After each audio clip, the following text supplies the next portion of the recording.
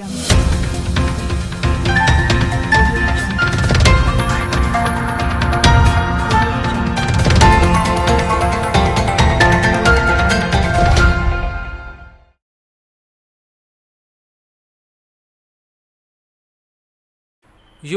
ಆರೋಗ್ಯವಂತ ಸಮಾಜ ನಿರ್ಮಾಣಕ್ಕೆ ಸಹಕರಿಸುವುದು ಅಗತ್ಯ.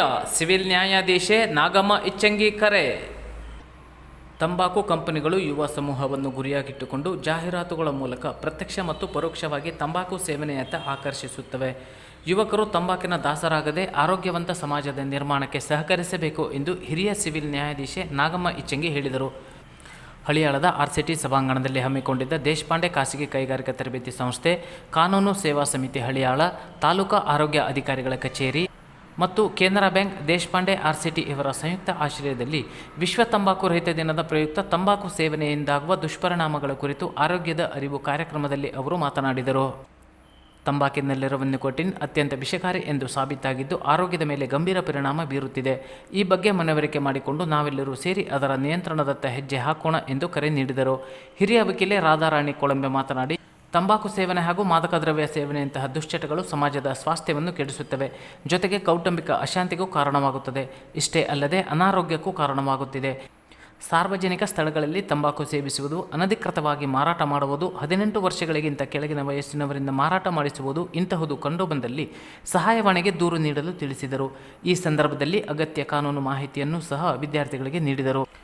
ತಾಲೂಕು ಕ್ಷೇತ್ರ ಆರೋಗ್ಯ ಶಿಕ್ಷಣಾಧಿಕಾರಿ ರೂಪಾ ತುರುಮುರಿ ಅವರು ತಂಬಾಕು ಮತ್ತು ಉತ್ಪನ್ನಗಳ ಸೇವನೆಯಿಂದಾಗುವ ರೋಗ ರುಜಿನ, ಸಾವು ನೋವು, ದುಗುಡ ದುಮ್ಮಾನಗಳ ಬಗ್ಗೆ ಪ್ರಾಯೋಗಿಕವಾಗಿ ಹಾಗೂ ಚಿತ್ರಗಳ ಮೂಲಕ ಅರಿವು ಮೂಡಿಸಿದರು. ನ್ಯಾಯವಾದಿಗಳ ಸಂಘದ ಅಧ್ಯಕ್ಷ ಸುಂದರ ಕಾಂದ್ರತಿ, ಹಳಿಯಾಳ ಹಿರಿಯ ನ್ಯಾಯವಾದಿಗಳು, ಮಂಗಳವಾಡ ಆರೋಗ್ಯ ಅಧಿಕಾರಿ ಡಾಕ್ಟರ್ ಅಮಿತ್ ಕುಮಾರ್ ಉಪಸ್ಥಿತರಿದ್ದರು.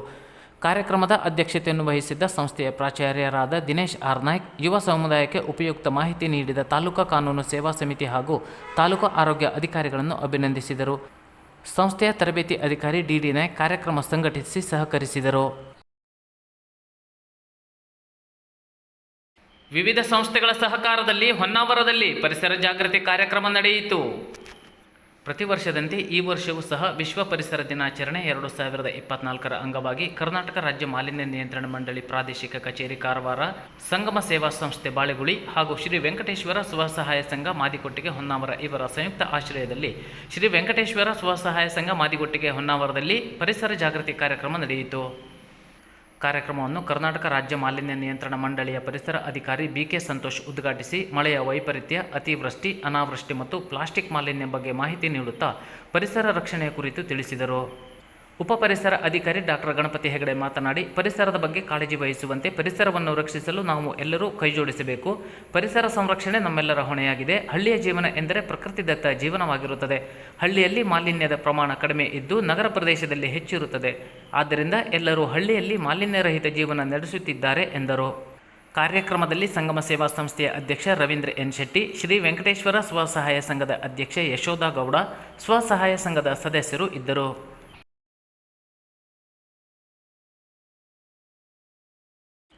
ಸಿನೆಮಾ ನಿರ್ಮಾಣದಲ್ಲೂ ಯಶಸ್ಸಿನ ನಿರೀಕ್ಷೆಯಲ್ಲಿ ಎಂಬಿ ಬೈಂದೂರ್, ಕಿರಾತಕಟು ಬಿಡುಗಡೆ, ಭರ್ಜರಿ ಪ್ರದರ್ಶನ. ಉದ್ಯಮ ಮತ್ತು ಗುತ್ತಿಗೆದಾರಿಕೆ ಕ್ಷೇತ್ರದಲ್ಲಿ ಯಶಸ್ಸು ಗಳಿಸಿ ಮುಖ್ಯಮಂತ್ರಿಯಿಂದ 2 ಬಾರಿ ಸನ್ಮಾನಕ್ಕೊಳಪಟ್ಟಿರುವ ಶಿರಸಿಯ ಎಂಬಿ ಬೈಂದೂರ್ ಈಗ ಸಿನಿಮಾ ಕ್ಷೇತ್ರಕ್ಕೂ ಕಾಲಿಟ್ಟಿದ್ದಾರೆ. ಇದರಲ್ಲಿಯೂ ಪ್ರಥಮ ಪ್ರಯತ್ನದಲ್ಲಿಯೇ ಯಶಸ್ಸು ಕಂಡಿದ್ದಾರೆ. ನಿಷ್ಠುರವಾದ ಎಂಬಿ ಬೈಂದೂರ್ ತಮಗೆ ಕಂಡಿದ್ದನ್ನು ಬಾಣ ಹೊಡೆದಂತೆ ಹೇಳುತ್ತಾರೆ. ದಾನ ಧರ್ಮದಲ್ಲಿ ಎತ್ತಿದ ಕೈ, ಅನ್ನ ಸಂತರ್ಪಣೆ, ಕ್ರೀಡೆ, ಧಾರ್ಮಿಕ ಕಾರ್ಯಕ್ರಮಗಳಿಗೆ ಇವರ ನೆರವಿರುತ್ತದೆ. ಬಡ ರೋಗಿಗಳಿಗೆ ಸಹಾಯ ಮಾಡುವ ಮನೋಧರ್ಮ ಹೊಂದಿದ್ದಾರೆ ಹಾಗೂ ಅವರೊಬ್ಬ ಕ್ಲಾಸ್ 1 ಗುತ್ತಿಗೆದಾರರಾಗಿದ್ದಾರೆ.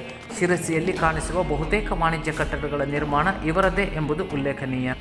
ಈಗ ಅವರು ಸಿನಿಮಾ ನಿರ್ಮಾಣಕ್ಕೂ ಇಳಿದಿದ್ದು ಅವರ ಮೊದಲ ಚಲನಚಿತ್ರ ಕಿರಾತಕಟು ರಾಜ್ಯಾದ್ಯಂತ ಬಿಡುಗಡೆಯಾಗಿದೆ. ಶಿರಸಿಯಲ್ಲಿ ಮೇ 31ರಂದು ನಟರಾಜ್ ಚಿತ್ರಮಂದಿರದಲ್ಲಿ ಬಿಡುಗಡೆಯಾಗಿದೆ. ಈ ಚಿತ್ರದಲ್ಲಿ ನಟಿ ಸುಧಾರಾಣಿ ಹಾಗೂ ಯುವ ನಟ ಶಿರಸಿಯ ಪ್ರತಿಭೆ ರೇಣುಕಕುಮಾರ್ ನಾಯಕ ನಟನಾಗಿ ನಟಿಸಿದ್ದಾರೆ. ಉತ್ತಮ ತಾರಾಗಣ ಹೊಂದಿರುವ ಈ ಚಿತ್ರ ಬೆಂಗಳೂರು, ಮೈಸೂರು, ಬೀದರ್, ಹಾವೇರಿ, ಶಿವಮೊಗ್ಗ ಸೇರಿದಂತೆ ವಿವಿಧ ಜಿಲ್ಲೆಯ ಅನೇಕ ಚಿತ್ರಮಂದಿರಗಳಲ್ಲಿ ಬಿಡುಗಡೆಗೊಂಡು ಉತ್ತಮವಾಗಿ ಪ್ರದರ್ಶನಗೊಳ್ಳುತ್ತಿದೆ. ಇದೀಗ ನಿರ್ಮಾಪಕ ಎಂಬಿ ಬೈಂದೂರ್ ತವರಿನಲ್ಲಿ ಬಿಡುಗಡೆಯ ಭಾಗ್ಯ ಒದಗಿದೆ. KGF ಚಲನಚಿತ್ರದ ಮೂಲಕ ಇಡೀ ದೇಶದ ಗಮನ ಸೆಳೆದಿದ್ದ ನಟ ಯಶ್ ಅವರು ಹಿಂದೆ ನಟಿಸಿ ಯಶಸ್ವಿಯಾಗಿದ್ದ ಕಿರಾತಕ ಚಲನಚಿತ್ರ ಸರಣಿಯನ್ನೇ ಬೈಂದೂರ್ ಅವರು ತಮ್ಮ ಪ್ರಥಮ ಚಿತ್ರದೊಂದಿಗೆ ಕಿರಾತಕ 2 ಹೆಸರಿನೊಂದಿಗೆ ಮುಂದುವರೆಸಿದ್ದಾರೆ. ಈ ಚಿತ್ರದ ನಿರ್ದೇಶಕ ಪ್ರದೀಪ್ ರಾಜ್ ಆಗಿದ್ದು, ಇವರ ನಿರ್ದೇಶನದ ಬಹುತೇಕ ಎಲ್ಲ ಚಿತ್ರಗಳು ರಾಜ್ಯದಲ್ಲಿ ಹೆಸರು ಮಾಡಿದಂತೆ ಕಿರಾತಕ 2 ಕೂಡ ರಾಜ್ಯಾದ್ಯಂತ ಸದ್ದು ಮಾಡುತ್ತಿದೆ. ಚಿತ್ರದ ಹಾಡು, ಸಂಭಾಷಣೆ, ಸಾಹಿತ್ಯ, ನೃತ್ಯ, ಹಾಸ್ಯ, ನಟನೆ, ಸಂಗೀತ, ಹೊರಾಂಗಣ ಚಿತ್ರಣ ಎಲ್ಲವೂ ಉತ್ತಮವಾಗಿ ಮೂಡಿಬಂದಿದ್ದು ಪ್ರೇಕ್ಷಕರನ್ನು ಸೆಳೆಯುತ್ತಿದೆ. ವಿದ್ಯೆಯಿಂದ ವಿನಯ ಸಂಪಾದಿಸಿ ಹರ್ಷಭಾನು. ವಿದ್ಯೆಯಿಂದ ವಿನಯ ಸಂಪಾದನೆ ಮಾಡಿಕೊಳ್ಳಬೇಕು. ತನ್ಮೂಲಕ ಧನ ಸಂಪಾದನೆ ಲಭಿಸುತ್ತದೆ. ವಿದ್ಯಾರ್ಥಿಗಳು ಜೀವನದಲ್ಲಿ ಪರಿಪೂರ್ಣ ಅಧ್ಯಯನ ಮಾಡುವುದಕ್ಕೆ ಹೆಚ್ಚು ಮಹತ್ವ ನೀಡಬೇಕು ಎಂದು ಉಪ ಅರಣ್ಯ ಸಂರಕ್ಷಣಾಧಿಕಾರಿ ಹರ್ಷಭಾನು ಹೇಳಿದರು. ಮೇ 29ರಂದು ಯಲ್ಲಾಪುರದ ವಿಶ್ವದರ್ಶನ ಶ್ರೀಮದ್ ಗಂಗಾಧರೇಂದ್ರ ಸಭಾಭವನದಲ್ಲಿ ಮಾತನಾಡುತ್ತಿದ್ದರು. ಇಂದು ಭೂಮಿಯ ತಾಪಮಾನ ಹೆಚ್ಚುತ್ತಿದೆ. ಇದಕ್ಕೆಲ್ಲ ನಾವೇ ಕಾರಣ. ಅದನ್ನು ನಿಯಂತ್ರಿಸದಿದ್ದರೆ ಭವಿಷ್ಯತ್ತಿನಲ್ಲಿ ನಾವು ತೊಂದರೆ ಅನುಭವಿಸಬೇಕಾಗುತ್ತದೆ. ಅತಿ ಹೆಚ್ಚು ಪ್ಲಾಸ್ಟಿಕ್ ಬಳಕೆ ಒಂದು ಕಾರಣ. ಪ್ರತಿಯೊಬ್ಬ ವಿದ್ಯಾರ್ಥಿಗಳಿಂದ ಹಿಡಿದು ಎಲ್ಲರೂ ಪ್ಲಾಸ್ಟಿಕ್ ಬಳಕೆಯನ್ನು ಸಾಧ್ಯವಾದ ಮಟ್ಟಿಗೆ ನಿಯಂತ್ರಣ ಮಾಡಬೇಕು ಎಂದ ಅವರು, ಈ ಪ್ರದೇಶ ಪಶ್ಚಿಮ ಘಟ್ಟದ ಅತ್ಯಮೂಲ್ಯ ಸಂಪತ್ತನ್ನು ಹೊಂದಿದೆ. ಇಂತಹ ಅಮೂಲ್ಯ ಅರಣ್ಯ ಸಂಪತ್ತು ಬೇರೆಲ್ಲೂ ಸಿಗದು. ಇಂತಹ ಸಂಪತ್ತನ್ನು ನಾವು ಉಳಿಸಿಕೊಂಡರೆ ಮಾತ್ರ ನಮ್ಮ ಮುಂದಿನ ಜನಾಂಗಕ್ಕೆ ಒಳಿತಾದೀತು ಎಂದರು. ಅಧ್ಯಕ್ಷತೆ ವಹಿಸಿದ್ದ ವಿಶ್ವದರ್ಶನ ಶಿಕ್ಷಣ ಸಮೂಹದ ಕಾರ್ಯದರ್ಶಿ ನರಸಿಂಹ ಕೋಣೆಮನೆ ಮಾತನಾಡಿ, ವಿದ್ಯಾರ್ಥಿಗಳು ಮೊಬೈಲ್ ಬಳಕೆಯನ್ನು ಕಡಿಮೆ ಮಾಡುವ ಅಗತ್ಯತೆಯ ಕುರಿತು ವಿವರಿಸಿದರು. ವಿಶ್ವದರ್ಶನ ಶಾಲೆಯ ಪ್ರಾಂಶುಪಾಲರಾದ ಮಹಾದೇವಿ ಭಟ್ಟ ಸ್ವಾಗತಿಸಿ ಪ್ರಾಸ್ತಾವಿಕ ಮಾತುಗಳನ್ನಾಡಿದರು. ಪುಷ್ಪಾ ಭಟ್ಟ ಪ್ರಾರ್ಥಿಸಿದರು. ಈ ಸಂದರ್ಭದಲ್ಲಿ ಶಾಲೆಯ ಸಿಇಒ ಆಗಿರುವ ಅಜಯ್, PU ವಿಭಾಗದ ಪ್ರಾಂಶುಪಾಲ DK ಗಾಂಬರ್ ಉಪಸ್ಥಿತರಿದ್ದರು. ಕೇಂದ್ರೀಯ ಶಾಲೆಯ ಉಪ ಪ್ರಾಂಶುಪಾಲೆ ಆಸ್ಥಾ ಶೇಖ್ ನಿರ್ವಹಿಸಿದರು. ಮಾರಿಕಾಂಬೆಗೆ ಪ್ರಹ್ಲಾದ ಜೋಶಿ ವಿಶೇಷ ಪೂಜೆ. ರಾಜ್ಯದ ಪ್ರಸಿದ್ಧ ಶಿರಸಿಯ ಮಾರಿಕಾಂಬಾ ದೇವಸ್ಥಾನಕ್ಕೆ ಕೇಂದ್ರ ಸಚಿವ ಪ್ರಹ್ಲಾದ್ ಜೋಶಿ ಹಾಗೂ ಅವರ ಕುಟುಂಬಸ್ಥರು ಶುಕ್ರವಾರ ಭೇಟಿ ನೀಡಿ ದೇವಿಗೆ ವಿಶೇಷ ಪೂಜೆ ಸಲ್ಲಿಸಿದರು. ತಾಲೂಕಿನ ಮಂಜುಗುಣಿಯ ಶ್ರೀ ವೆಂಕಟರಮಣ ದೇವಸ್ಥಾನದಲ್ಲಿ ಪೂಜೆ ಸಲ್ಲಿಸಿ ಮಾರಿಕಾಂಬಾ ದೇವಸ್ಥಾನಕ್ಕೆ ಆಗಮಿಸಿದ ಅವರು ದೇವಿಗೆ ಉಡಿ ಸೇವೆ ಸಲ್ಲಿಸಿ ವಿಶೇಷ ಪೂಜೆ ಸಲ್ಲಿಸಿದರು. ಪ್ರಹ್ಲಾದ್ ಜೋಶಿ ಅವರನ್ನು ದೇವಸ್ಥಾನದ ವತಿಯಿಂದ ಧರ್ಮದರ್ಶಿ ಶಿವಾನಂದ ಶೆಟ್ಟಿ ಮತ್ತು ಅಧಿಕಾರಿಗಳು ಹಾಗೂ ಸಿಬ್ಬಂದಿಗಳು ಸನ್ಮಾನಿಸಿ ಗೌರವಿಸಿದರು.